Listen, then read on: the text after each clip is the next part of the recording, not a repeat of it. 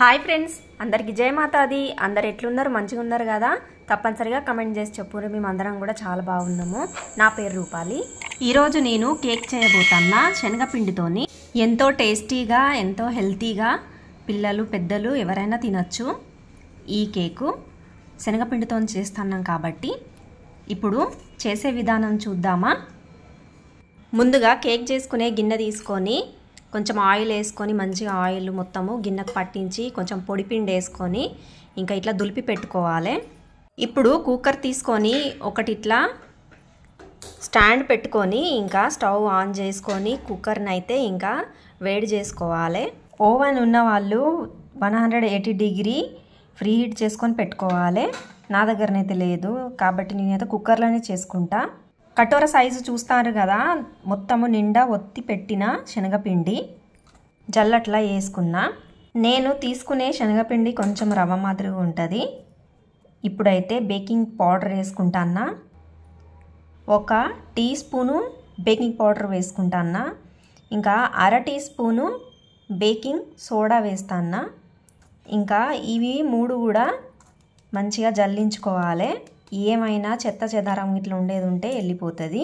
మీ దగ్గర ఉన్న శనగపిండిలో ఒక సగం కప్పు రవ్వ వేసుకొని ఇంకో సగం కప్పు కూడా శనగపిండి తీసుకొని మొత్తము 1 కప్పు రవ్వ శనగపిండి తీసుకొని కూడా ఈ కేకు తయారు చేసుకోవచ్చు.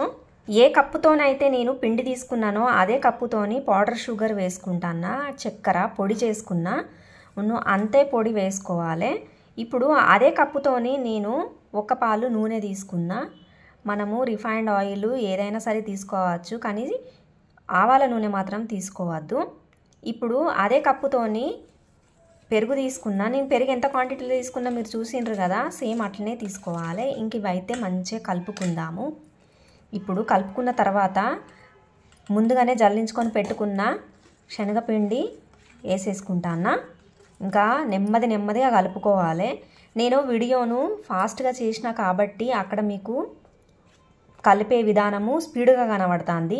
మనము బేకింగ్ సోడా బేకింగ్ పౌడర్ 2 కూడా వేసుకున్నాం కాబట్టి కలిపేది మాత్రము నెమ్మదిగానే కలుపుకోవాలి. ఇప్పుడు ఈ మిశ్రమంలో అదే కప్పుతోని నేను పాలు తీసుకున్నా. ఆ పాలు కొంచెం పోసుకుంటా కలపాలి.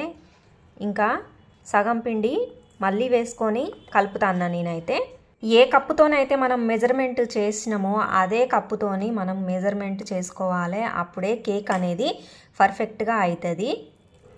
కేక్ చేసేటప్పుడు కొన్ని టిప్స్లు గుర్తుపెట్టుకోవాలి. అస్సలు ఖరాబ్ అనేది కాదు, పర్ఫెక్ట్గా కేక్ తయారవుతుంది. ఇప్పుడు ఆ ఉన్న పిండి కూడా మొత్తం వేసుకొని కలుపుకుంటాను.